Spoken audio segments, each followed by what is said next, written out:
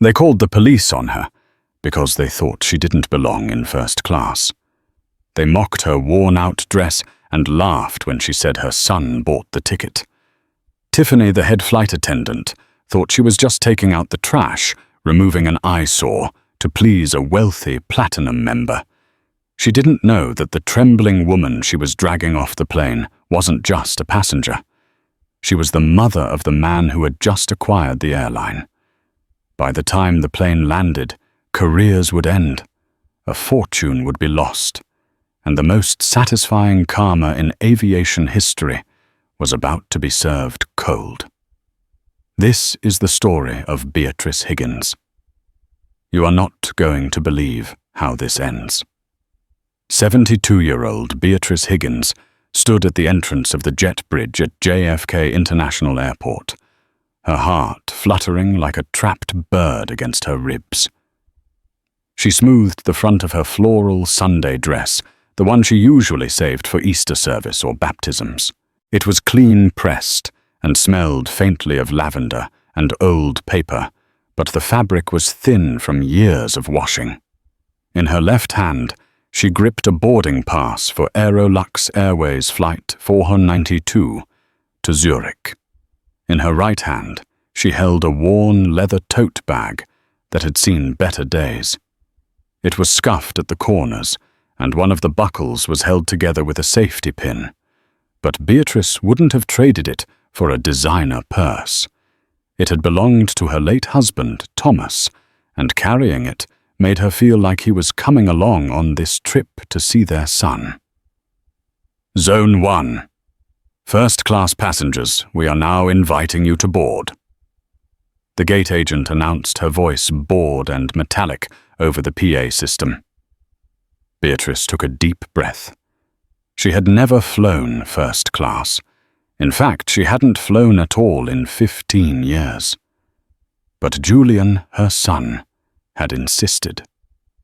No arguments, Mama, he had said over the phone, his voice deep and authoritative, the voice of a man who moved mountains. I can't be there to fly with you because of the merger meeting, but I want you to rest. You've spent your whole life on your feet cleaning houses. Sit down, drink champagne. I'll see you in Zurich. She stepped forward, her orthopedic shoes squeaking slightly on the linoleum. At the door of the aircraft, the flight crew was greeting passengers. Standing front and center was Tiffany Geller. Tiffany was the purser, the head flight attendant. She was immaculate in her navy blue Aerolux uniform, her blonde hair pulled back in a bun so tight it pulled the corners of her eyes upward, giving her a permanent look of skeptical surprise. Tiffany was smiling at the man, ahead of Beatrice, a tall, handsome businessman in a charcoal suit. "Welcome back, Mr. Henderson," Tiffany purred, checking his boarding pass. "Seat 2A. Let me take your coat." "Thanks, Tiff," the man said, breezing past. Then Beatrice stepped up. Tiffany's smile didn't just fade, it evaporated. Her eyes flicked from Beatrice's grey, frizzy hair down to the scuffed leather bag, and finally to the sensible shoes. She visibly wrinkled her nose, as if she had caught a whiff of something unpleasant. "Economy boarding is in 20 minutes, ma'am," Tiffany said loudly, looking over Beatrice's shoulder as if expecting someone else. "You need to wait in the terminal until Zone 4 is called." Beatrice blinked, her grip tightening on her pass. "Oh no, miss. I think I'm in this group." She held out the ticket. Tiffany didn't take it. She just glanced at it with a scoff. "This is the priority lane," Tiffany said, her voice dropping to a patronizing, slow cadence, the way one speaks to a toddler or a confused pet. "Zone 1. That means first class. Are you lost?" "I'm not lost," Beatrice said, her voice shaking slightly but holding firm. She pushed the ticket forward again. "My son. He bought this for me. Seat 1A. Tiffany snatched the ticket this time. She stared at it, her manicured nail tapping against the paper. She typed something into her handheld device, frowning. The machine beeped green. Valid. Tiffany let out a huff of annoyance. "Fine," she muttered, shoving the ticket back at Beatrice. "Second aisle left. Try not to block the walkway. We have important people trying to board." Beatrice felt the heat rise in her cheeks. "Thank you," she whispered, stepping onto the plane. As she walked down the aisle, the luxury of the cabin was overwhelming. The seats were like individual pods, wrapped in soft cream leather. There was soft jazz playing. But as Beatrice found seat 1A, she felt eyes on her. She tried to lift her heavy leather bag into the overhead bin, but her arthritis flared in her shoulder. She struggled the bag, swaying. "Excuse me," she said softly to a passing flight attendant, a young man named David. "Could you leave it?" Tiffany's voice cut through the air from the galley. She marched over. "Bags like that don't go in the first-class bins. They scratch the finish. You'll have to put it under the seat." "But it's too big for under the seat," Beatrice said. "And my husband's photo is in." "Then check it," Tiffany snapped. "Or put it in the coat closet. But hurry up. You're holding up the flow." Beatrice hugged the bag to her chest, her eyes watering. I'll keep it on my lap until we take off." "Not allowed," Tiffany said, rolling her eyes. She grabbed the bag from Beatrice's hands with surprising force. "I'll put it in the crew closet. If you're lucky, you'll get it back in Zurich." Beatrice sat down, her hands empty and trembling. She felt small. She felt dirty. But she closed her eyes and thought of Julian. Just 8 hours, she told herself. Just 8 hours and I see my boy. The cabin was nearly full. Beatrice had made herself as small as possible in the expansive seat, refusing the pre-flight champagne because she didn't want to trouble anyone. She just wanted to look out the window. Then he arrived. Richard Sterling was a man who took up space. He was large, loud, and wearing a suit that cost more than Beatrice's house. He was on his phone, barking orders at an assistant. "I don't care if the SEC is looking at it. Sell the damn shares, Jerry," Richard yelled, slamming his phone into his pocket. He looked up and checked his boarding pass. Seat 1B. He stopped. He looked at seat 1B, the aisle seat. Then he looked at Beatrice in seat 1A, the window seat. Richard's face turned a shade of crimson. He snapped his fingers. "Stewardess!" he bellowed. Tiffany appeared instantly, a practiced, sycophantic smile plastered on her face. "Mr. Sterling, it is such an honor to have you flying Aerolux again. I saw your name on the manifest. We have your scotch ready." "Never mind the scotch," Richard hissed, pointing a thick finger at Beatrice. "What is that doing in my seat?"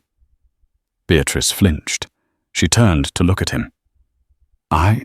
I'm in 1A, sir." "I always sit in 1A," Richard declared, ignoring Beatrice and speaking only to Tiffany. "I have flown 2 million miles with this airline. I am a platinum key holder. My profile specifically states Seat 1A on all transatlantic flights. Why is this person in my spot?" Tiffany looked at Beatrice, then back to Richard. She leaned in, lowering her voice conspiratorially. "Mr. Sterling, I apologize profusely. There must have been a computer glitch. Sometimes the system releases seats if they are booked with discount miles or employee passes." "She's an employee." Richard laughed, a cruel barking sound. "Looks more like the cleaning lady stole a uniform." "I am not an employee," Beatrice said, her voice gaining a little strength. She turned fully to face them. "My name is Beatrice Higgins. My son bought this ticket. Full price." "Quiet, please," Tiffany snapped at her. "You are disturbing the other passengers." Tiffany turned back to Richard. "Mr. Sterling, the flight is fully booked. However," she glanced at her tablet, "we have a seat in Economy Plus. It has extra legroom." "You want me to sit in economy?" Richard looked like he was about to explode. "Do you know who I am? I know the VP of Operations." No, of course not," Tiffany said quickly. She looked at Beatrice. The calculation in her eyes was cold and simple. On one hand, a Platinum Key member who spent $500,000 a year with the airline. On the other, an old woman in a cheap dress who looked like she'd never flown before. It wasn't even a choice for Tiffany. She turned to Beatrice, her smile gone replaced by a mask of icy authority. "Ma'am," Tiffany said, "I'm afraid there has been a double booking error. Mr. Sterling has priority status on this seat. I'm going to need you to gather your things. I have found you a very comfortable seat in row 34. Row 34. The back of the plane. By the toilets. Beatrice's heart hammered. "But I have a ticket. It says 1A. I have the boarding pass right here. The ticket is a contract of carriage, not a guarantee of a specific seat," Tiffany lied smoothly. "Now please, we need to push back in 10 minutes. Don't make a scene." "I'm not making a scene," Beatrice said, clutching the armrests. "I'm just sitting in the seat I paid for. My legs... I have bad knees. My son paid for this, so I could lie down. I can't go to the back." Richard groaned loudly. "Oh, for God's sake! Now she's playing the medical card. Listen, lady, take the free meal voucher and move. You're embarrassing yourself." "I'm not moving," Beatrice said. She stared straight ahead, tears pricking her eyes, refusing to look at them. Tiffany straightened up. She tapped her earpiece. "Captain," she said into her comms, "we have a situation in the first-class cabin. A passenger is refusing crew instructions and becoming hostile.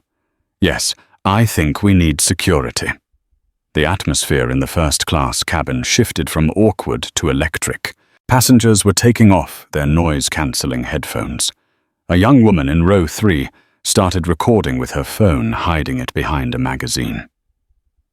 Captain Davidson, a man who had been flying for 30 years and just wanted to get to Zurich on time, stepped out of the cockpit.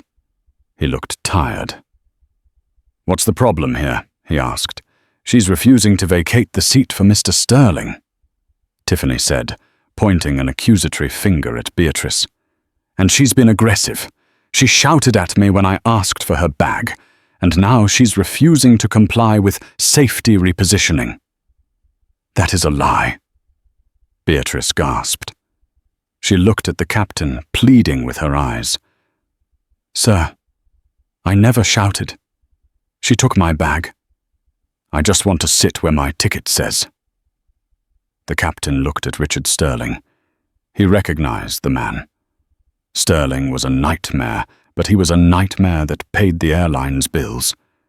Then he looked at Beatrice. She looked harmless, but the captain knew the rule.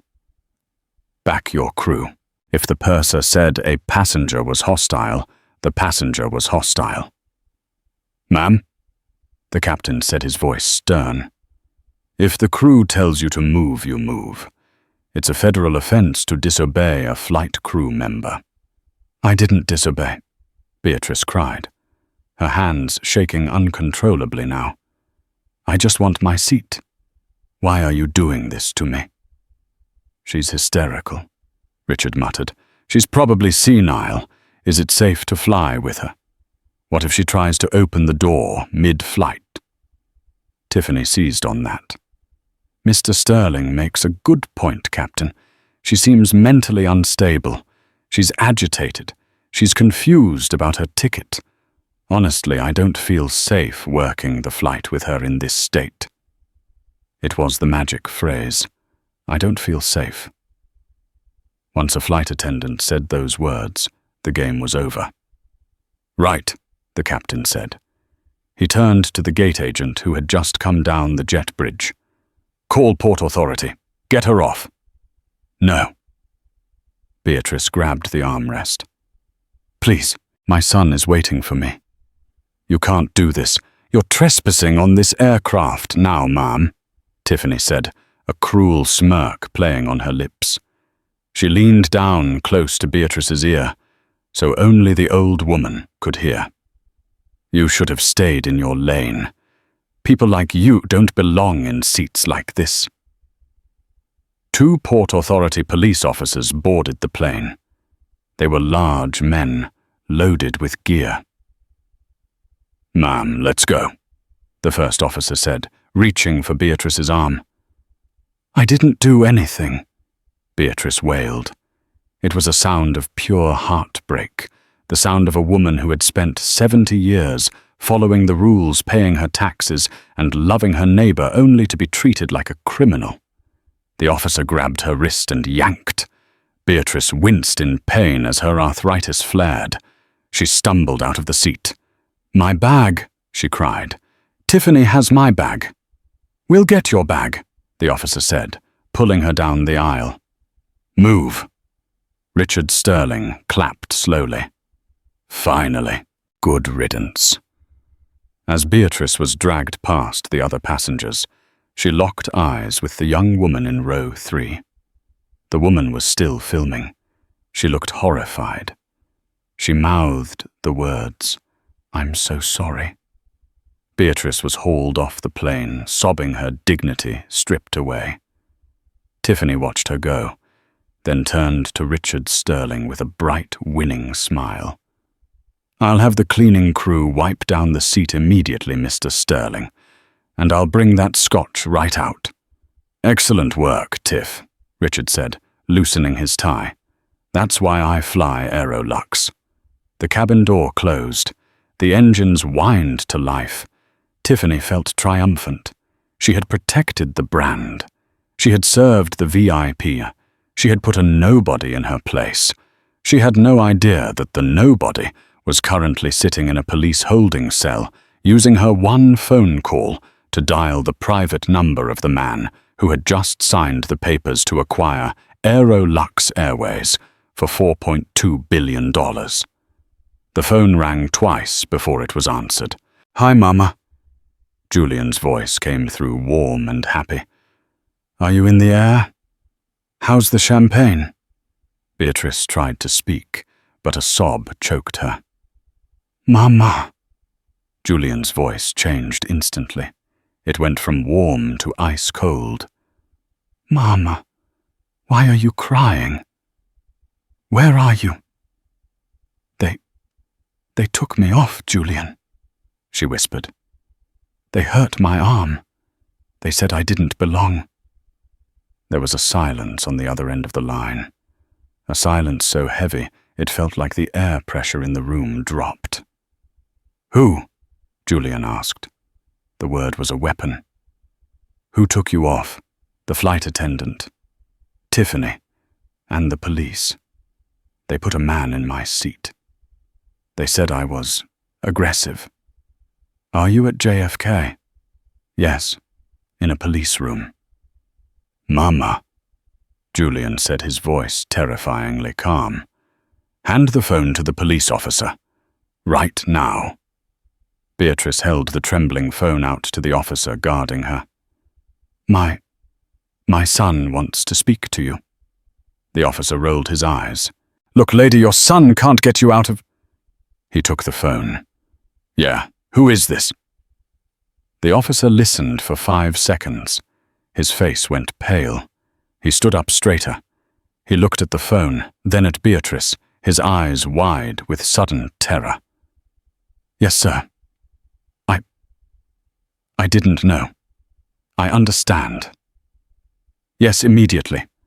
I'll bring her to the VIP lounge myself." "Yes, sir." He handed the phone back to Beatrice with trembling hands. "Mrs. Higgins," the officer stammered. "I'm so sorry. There's been a terrible mistake. Please come with me." On the plane, cruising at 30,000 feet, Tiffany was pouring Richard Sterling his second glass of scotch. She felt great. She didn't know that Julian Higgins had just ordered his private jet to prep for takeoff. He wasn't flying to Zurich. He was flying to Zurich, but first he was making a call to the Zurich control tower and the Aerolux ground team. When Flight 492 landed, it wasn't going to be a normal arrival.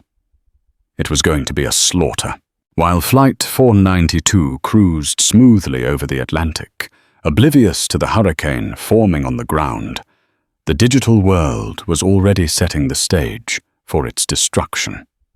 In Seat 3A, directly behind where Beatrice had been sitting, Sarah Jenkins connected her phone to the in-flight Wi-Fi. She was a 22-year-old law student with a modest following on TikTok, mostly for study tips and coffee shop reviews. But what she had just witnessed made her blood boil in a way that constitutional law never had. She opened the app and uploaded the video she had surreptitiously recorded. The angle was low, hidden behind a Vogue magazine, but the audio was crystal clear. You could hear Beatrice's trembling voice. "I'm just sitting in the seat I paid for." You could hear Richard Sterling's arrogant bark. "Looks more like the cleaning lady stole a uniform." And most damning of all, you could hear Tiffany's sneer. "People like you don't belong in seats like this." Sarah captioned the video at Aerolux Airways, just dragged a sweet grandma off Flight 492 so this rich jerk could steal her seat. "Please blow this up. Justice for Grandma. Aerolux. Boycott." She hit post. At 35,000 feet, Tiffany Geller was in the galley preparing the mid-flight snack service. She was humming to herself. In her mind, she had handled the situation perfectly. She had prioritized a high-value client, removed a disruption, and ensured the comfort of the first-class cabin. She was already mentally drafting the incident report, framing Beatrice as belligerent and possibly intoxicated. She imagined the commendation she would get from corporate for protecting the integrity of the premium experience. "More champagne for Mr. Sterling?" David, the junior flight attendant, asked, coming into the galley with an empty tray. He looked uneasy. "He's on his fourth glass. He's getting a little loud." "Give him whatever he wants, David," Tiffany said, checking her makeup in the mirror. "That man pays our salaries. If he wants the whole bottle, he gets the whole bottle. And stop looking so mopey. We did the right thing." "Did we?" David whispered. She was crying, Tiff. She looked terrified. "Crocodile tears," Tiffany scoffed, applying a fresh coat of red lipstick. "Trust me, honey. In this business, you have to spot the grifters. She was looking for a free upgrade or a lawsuit payout. Now take this hot towel to 2B. Back in the cabin, Richard Sterling was having the time of his life. He had spread his papers out over both his tray table and the empty one next to him, Beatrice's seat. He was loudly recounting a business deal to a disinterested passenger across the aisle. "So I told him," Richard boomed, spraying crumbs of his warm nuts. "If you don't like the hostile takeover, you shouldn't have gone public. It's a dog-eat-dog world, right?" He laughed, taking a swig of scotch. He felt like a king. He had conquered the cabin. Meanwhile, 4,000 miles away, in a glass-walled office in Chicago, Marcus Thorne, the vice president of operations for Aerolux, was having a very different experience. He had just returned from a lunch break to find his phone exploding. He had 42 missed calls. His email inbox was refreshing so fast it was a blur, and his assistant, a usually calm woman named Jessica, was standing in his doorway, pale as a sheet. "Mr. Thorne," she stammered, "have you seen Twitter?" "I don't look at Twitter, Jessica. I have a company to run. What is going on?" It's trending, sir. #1 worldwide. Boycott Aerolux. Marcus frowned. Why did a plane crash? No, sir, a video from Flight 492 to Zurich. Marcus grabbed his tablet and opened the app. The video played. He watched Tiffany, his best purser, or so he thought, bully an old woman. He watched Richard Sterling, a man Marcus tolerated, but secretly loathed, act like a monster. But then Marcus saw the comments. Wait, isn't that Beatrice Higgins? I know her from church. That's Julian Higgins' mother. The tech billionaire, OMG does. Aerolux know they just assaulted the mother of the guy buying their airline. Marcus froze. The blood drained from his face so fast he felt dizzy. He knew about the acquisition. It was top secret, finalized only hours ago. Julian Higgins, the CEO of Horizon Corp, had bought Aerolux to save it from bankruptcy. The deal was done, but the ink was barely dry. And Julian Higgins was known for two things: his ruthless efficiency in business and his absolute devotion to his mother. Marcus's desk phone rang. The caller ID simply said, Overlord. It was the internal code for the new owner. Marcus picked up the phone, his hand trembling. Mr. Higgins. Sir, Shut up, Marcus. Julian's voice cut through the line. It wasn't loud. It was a low, terrifying rumble, like an earthquake deep underground. I'm currently flying to Zurich. My mother is on a private medical transport behind me because your staff dislocated her shoulder. Sir, I had no idea.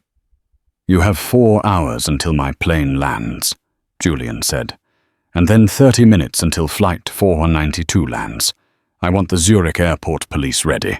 I want the entire ground crew assembled, and I want you to make sure that plane does not go to a gate. Park it on the tarmac. The tarmac. But the passengers. No one gets off that plane until I say so, Julian said. And Marcus. If you try to warn the crew, if you send a single text message to that plane, you will be named in the lawsuit personally. Do you understand? Yes, sir. Crystal clear, sir. The line went dead. Marcus sat back in his chair, staring at the screen where the video was now at 10 million views. He felt a strange sensation, not pity for Tiffany or Richard, but a dark anticipation. They were flying high right now, eating caviar and drinking scotch. They had no idea that they were hurtling toward a concrete wall at 500 miles per hour. The descent into Zurich was bumpy. Turbulence shook the cabin, rattling the silverware on the trays. Ladies and gentlemen, Captain Davidson's voice came over the intercom, sounding strained. We're catching a bit of chop on the way down. Please fasten your seatbelts. Flight attendants, take your jump seats. Tiffany strapped herself in near the front door facing the cabin. She looked at Richard Sterling in 1A. He was asleep, his mouth open, snoring softly. A line of drool trickled onto his silk tie. She felt a pang of annoyance. He was gross. But then she remembered his platinum status. He's worth it, she told herself. I handled it. As the plane broke through the cloud cover, the Swiss landscape appeared below green fields and the grey ribbon of the runway. The wheels touched down with a screech of rubber, and the reverse thrusters roared. Welcome to Zurich, Tiffany announced into the PA system, putting on her professional voice. The local time is 8:45 a.m. We know you have a choice in airlines, and we thank you for choosing Aerolux. The plane slowed down, exiting the runway. But instead of turning toward the terminal buildings where the jet bridges waited, the plane turned left, toward the cargo hangars. Tiffany frowned. She unbuckled and picked up the interphone. Captain, we're going the wrong way. Gate B12 is to the right. I know, Tiffany. Captain Davidson said, his voice tight. Tower just gave us new instructions. They're directing us to remote stand 4. They said the gate is unavailable. Remote stand 4. Tiffany scoffed. That's miles away. That's where they put the cargo planes. Mr. Sterling is going to flip if he has to take a bus to the terminal. I can't argue with the tower, Tiff. Just prep the doors for stairs. The plane taxied for what felt like an eternity. Finally, it came to a halt in a desolate part of the airfield, far away from the bustling terminal. Richard Sterling woke up as the engines wound down. He looked out the window. "What is this?" he demanded, looking around. "Why are we parking in a field?" "Where is the jet bridge?" "Apologies, Mr. Sterling," Tiffany said, rushing over. "Technical difficulties with the gate. We'll have stairs brought up shortly." Richard grumbled, checking his watch. "Unbelievable. I have a meeting in an hour. This airline is going downhill." Tiffany forced a smile. "I'll make sure you're the first one off, sir, as always." She looked out the porthole window in the door. The stairs were being driven up. But behind the stairs, something else was approaching. A convoy of black SUVs. 4 of them. They had flashing blue lights on the dashboard, and behind them, 2 Zurich police cruisers. Tiffany's stomach dropped. Drug bust, she wondered. Did someone on board smuggle something? She scanned the cabin mentally. Maybe the guy in 4C. He looked nervous. The stairs locked into place with a thud. "Knock, knock." The ground agent signaled from the outside. Tiffany disarmed the door and pushed it open. The cool Swiss air rushed in. She expected to see the ground crew. Instead, she saw a wall of men in dark suits standing at the bottom of the stairs.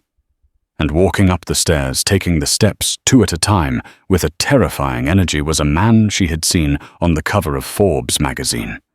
He was tall, wearing a bespoke navy suit that fit him like armor. His face was handsome, but set in a mask of absolute frozen rage. Tiffany stepped back, confused. "Sir, you can't come up here. Passengers are deplaning." The man reached the top of the stairs and stepped into the cabin. He didn't even look at her. He looked past her, scanning the first-class cabin. "Sir," Tiffany said, putting a hand out to stop him. "Boarding pass, please. You cannot enter the aircraft." The man stopped. He turned his head slowly to look at her. His eyes were like cold steel. "I don't need a boarding pass," he said quietly. "I own the plane." Tiffany blinked. "Excuse me." "I own the plane," he repeated louder this time, his voice projecting into the cabin. "I own this airline. As of 9:00 a.m. yesterday morning, I bought the controlling stake in Aerolux." The cabin went silent. Even Richard Sterling stopped grumbling and looked up. The man reached into his pocket and pulled out an ID badge. It wasn't an airline badge. It was a corporate access card for Horizon Corp. "My name is Julian Higgins," he said. Tiffany's heart stopped. Higgins. The name echoed in her brain. Beatrice Higgins. She felt the blood leave her extremities.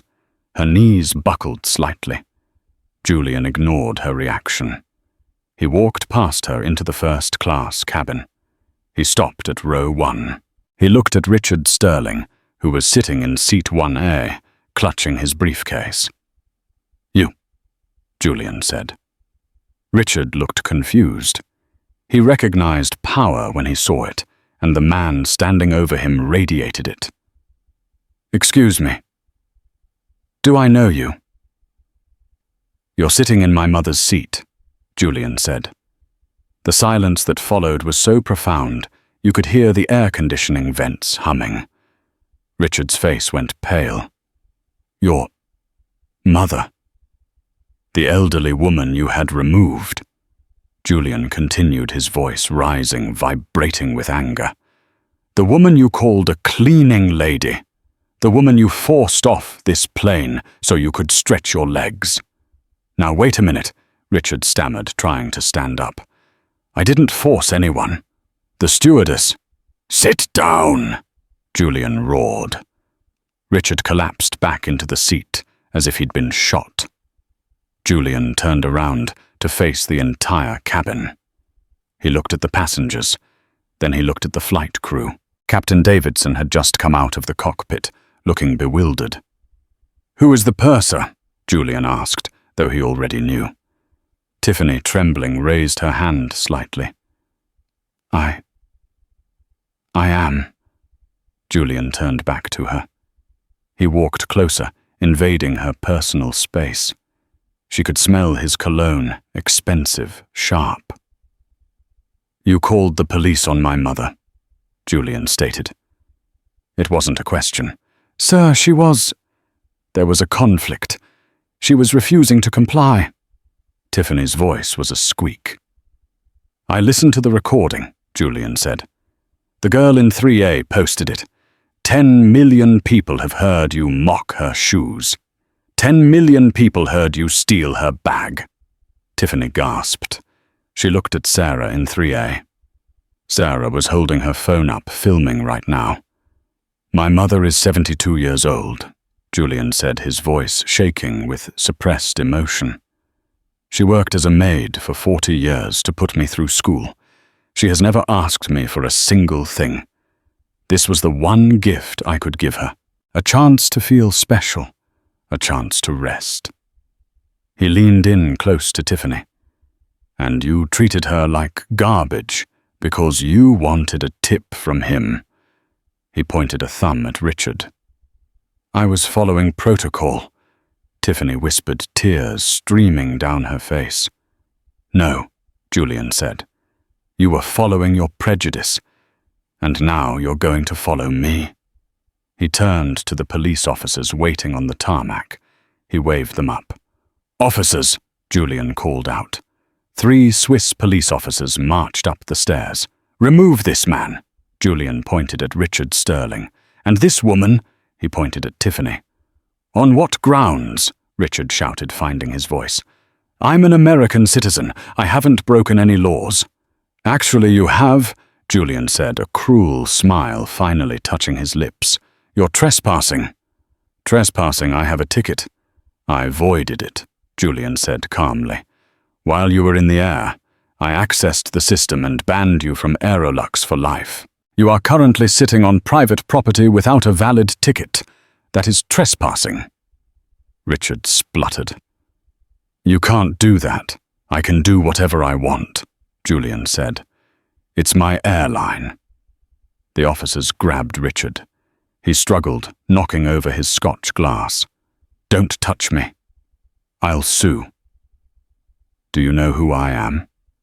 We know who you are, one of the officers said in heavily accented English.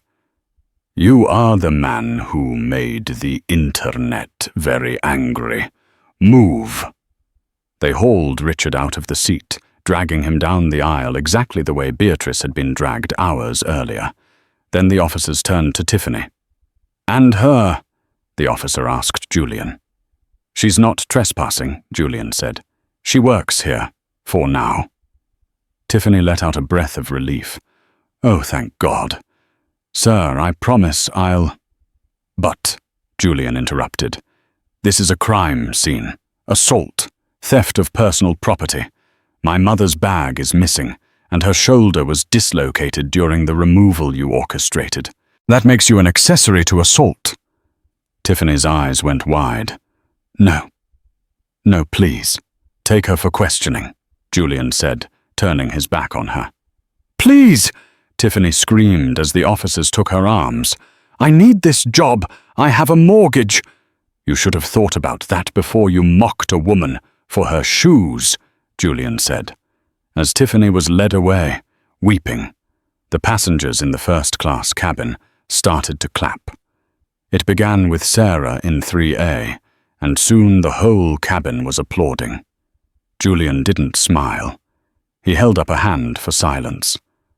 I apologize for the delay, he said to the passengers. and for the behavior of my former staff.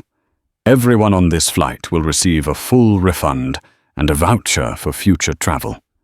We will get you to the terminal shortly." He turned to Captain Davidson, who was pale and sweating. "Captain," Julian said. Yes, Mr. Higgins." "You're the pilot. You're the ultimate authority on this plane. You let this happen." "I was in the cockpit. I relied on my purser. Ineptitude is not a defense," Julian said. "Fly this plane back to New York tomorrow. It will be your last flight for Aerolux. Consider this your notice." Julian adjusted his cuffs. He looked at the empty seat 1A. He picked up the wet napkin Richard had left behind and dropped it in the trash. "Now," Julian said to the remaining crew, "get these people a bus. I have to go pick up my mother." He walked down the stairs, leaving a cabin full of stunned silence and the sweet, heavy scent of justice. The sun rose over New York City the next morning, but for Richard Sterling and Tiffany Geller, it was the beginning of a very long, dark winter. The video Sarah Jenkins had posted didn't just go viral. It became a global phenomenon.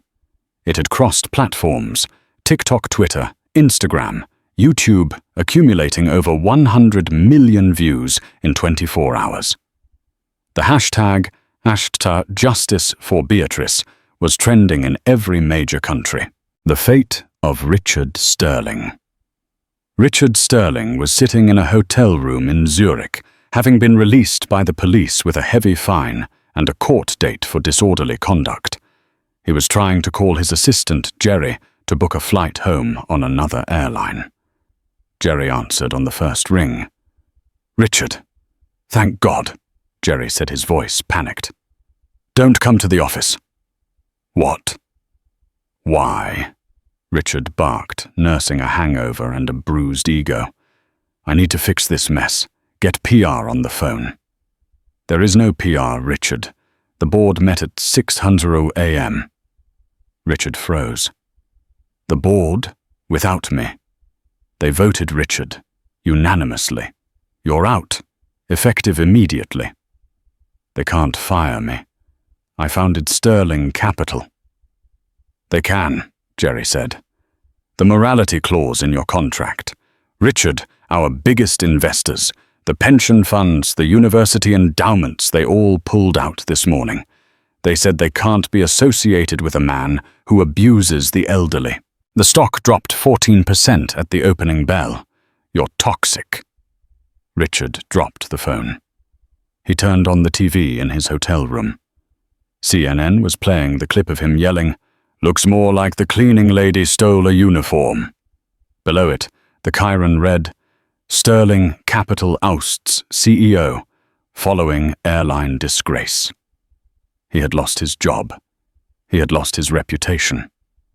And with Julian Higgins suing him for damages to the airline's brand, he was about to lose a significant chunk of his fortune. The man who thought he owned the world had been evicted from it by a 20-second video clip. Tiffany's fall was less public, but far more personal. Aerolux HR didn't even call her. They sent a courier to her apartment in New York with a box of her personal effects from her locker and a termination letter. It was brief: terminated for cause. Gross misconduct. Breach of contract. She tried to fight it. She went to her union rep, a tough woman named Barbara, who usually fought tooth and nail for the flight attendants. "Barbara, you have to help me," Tiffany cried, sitting in the union office. "I was just following the Platinum Protocol. I didn't know who she was." Barbara looked at her over her glasses. She didn't look sympathetic. "That's the problem, Tiffany," Barbara said coldly. "You didn't know who she was, so you treated her like dirt. If she had been a celebrity in a t-shirt, you would have kissed her feet." "I made a mistake." "You didn't make a mistake. You made a choice," Barbara said, closing the file. "The union isn't backing you on this. We have thousands of flight attendants who are appalled by what you did.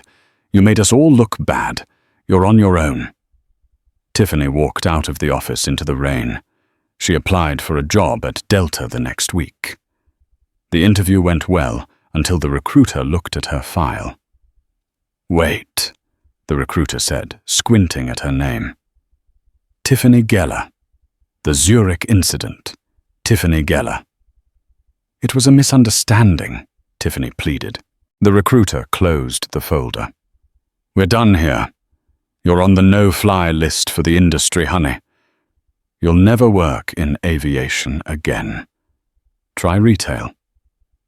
Tiffany stood on the sidewalk watching planes take off from LaGuardia in the distance. She had loved flying. She had loved the power.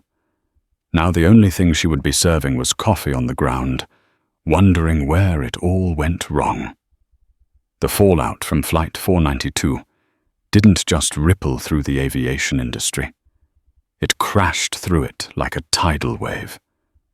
While Beatrice sat quietly in her small, cozy living room in Queens, nursing her sore shoulder and reading thousands of "get well" cards sent by strangers from around the world, the lives of the people who had hurt her were being systematically dismantled brick by brick. Richard Sterling had always believed he was untouchable. He was a man who moved markets with a whisper and crushed competitors with a signature. But as he stepped out of a black cab in front of the Sterling Capital headquarters in Manhattan, 3 days after the incident, he found the doors to his kingdom barred. He swiped his security badge at the turnstile. It flashed red. Access denied. He swiped it again, harder. Access denied. "There must be a glitch," Richard muttered, his face flushing as a line of junior analysts formed behind him, whispering, "It's not a glitch, Mr. Sterling!" A voice boomed across the marble lobby. Richard looked up to see the head of security, a man he had employed for 10 years, walking toward him. But the man wasn't smiling. He was accompanied by 2 legal representatives from the board. "Frank, what is this?" Richard demanded. "Let me through." "I can't do that, sir," Frank said, his face stone cold. "The board of directors convened an emergency session last night, following the catastrophic drop in stock value, 30% in 48 hours, and the withdrawal of the teachers' pension fund as a primary investor. They have voted to trigger the morality and conduct clause in your contract." "They can't fire me," Richard shouted, his voice echoing off the high ceilings. "I built this company. I am this company." One of the lawyers stepped forward and handed him a thick envelope. "You were the company, Mr. Sterling, but right now you are a liability. You are terminated effective immediately. All unvested stock options are forfeited.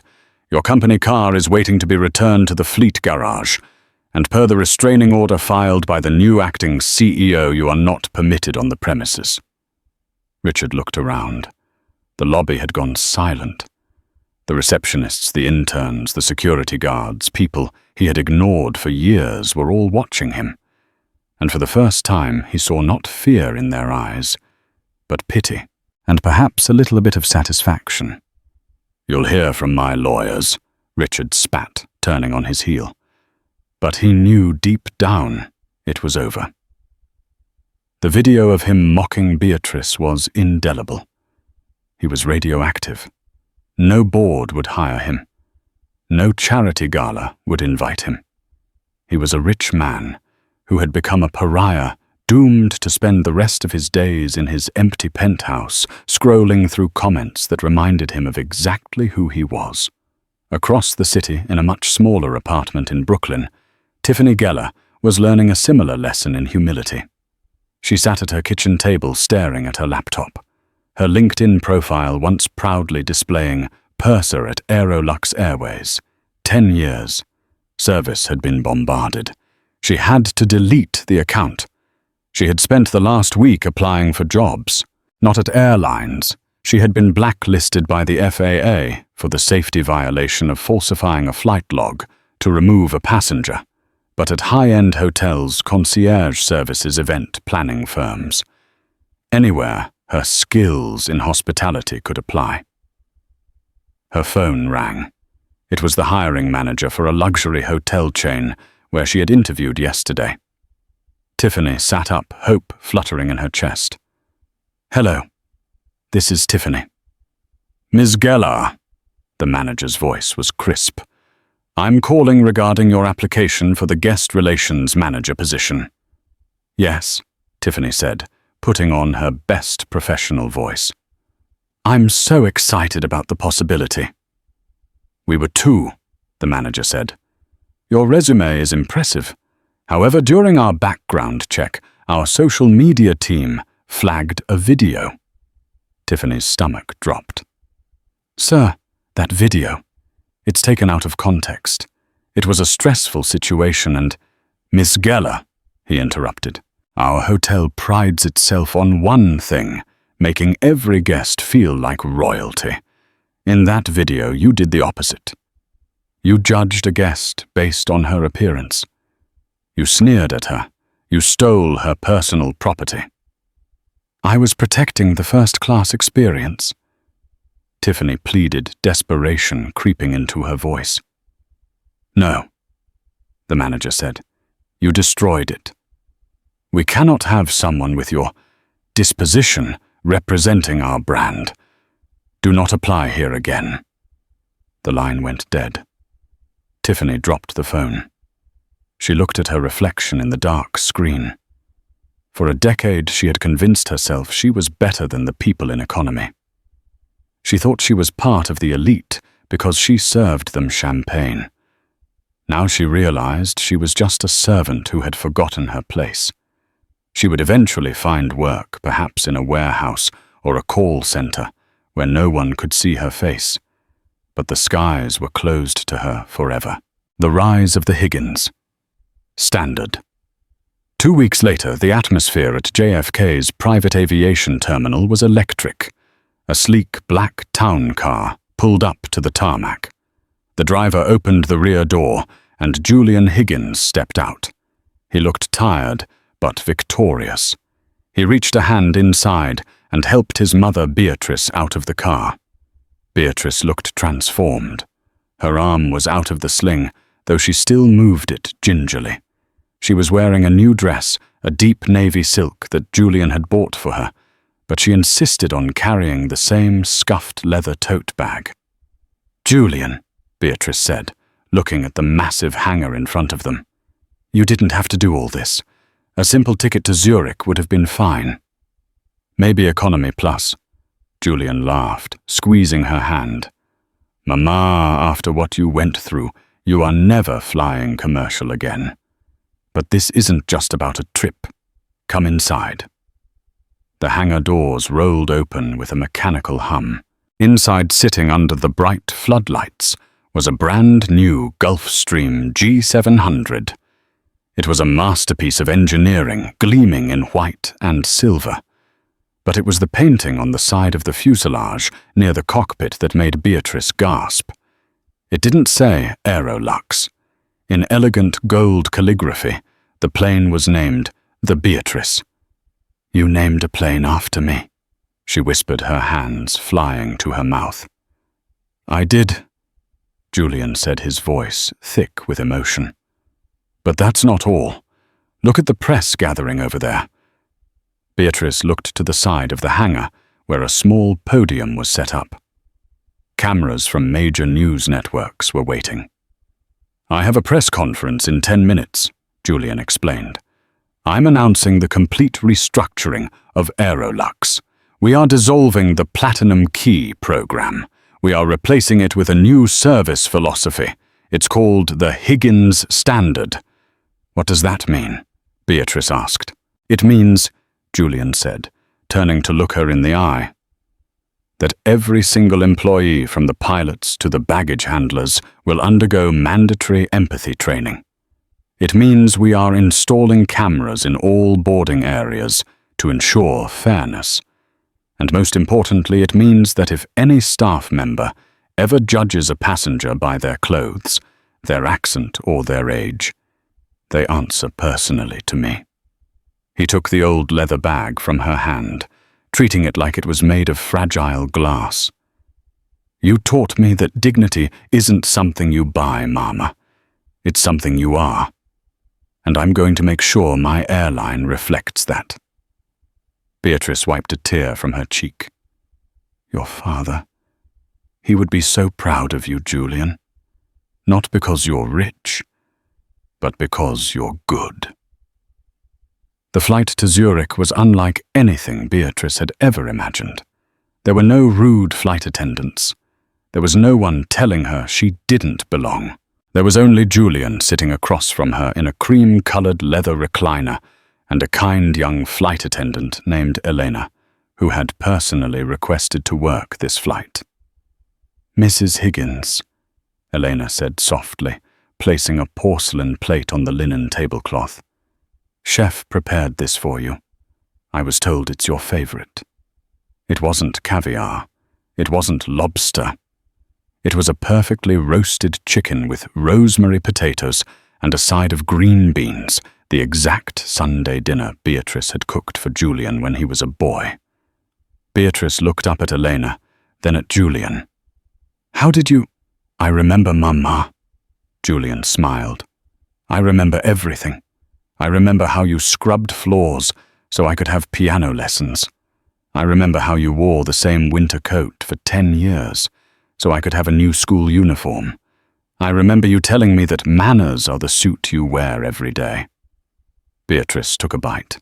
It tasted like home. "I didn't mind the work, Julian," she said softly. "It was a labor of love. I wanted to see the world one time, before I got too old."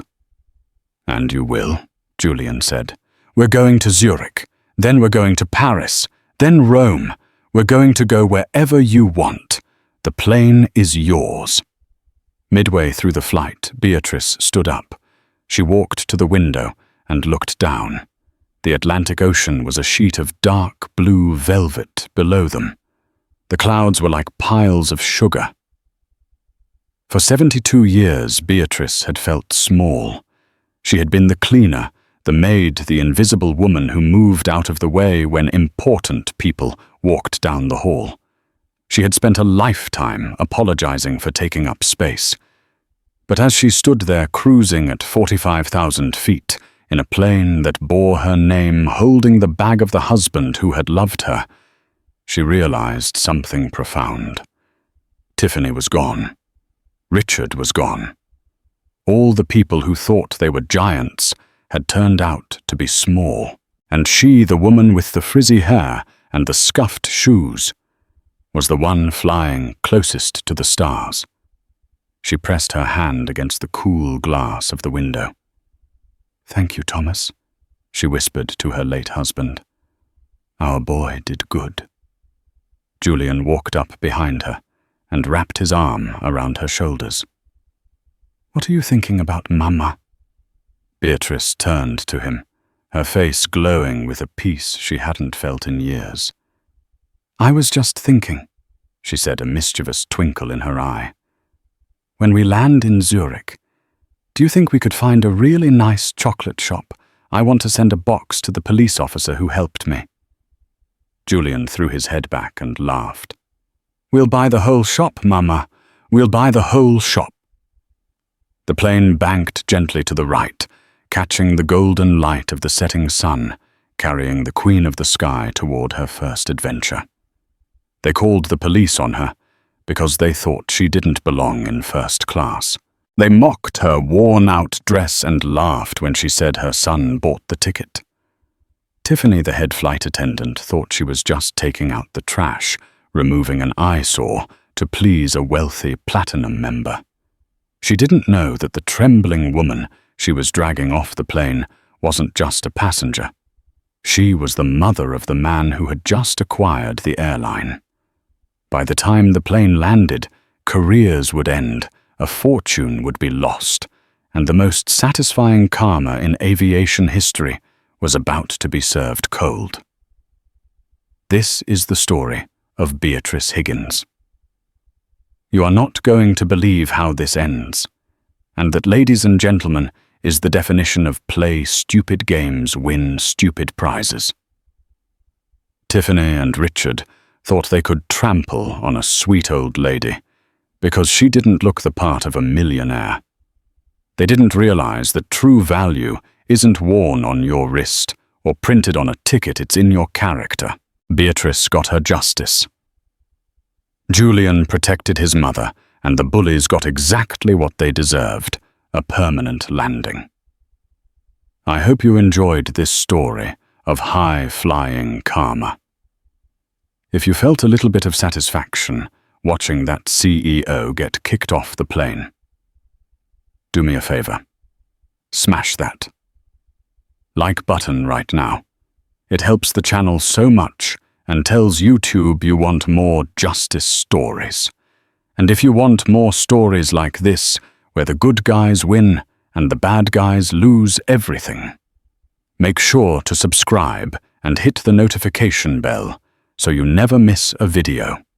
Let me know in the comments. Have you ever seen someone get instant karma at an airport? Or have you ever been judged by how you looked? I read every comment.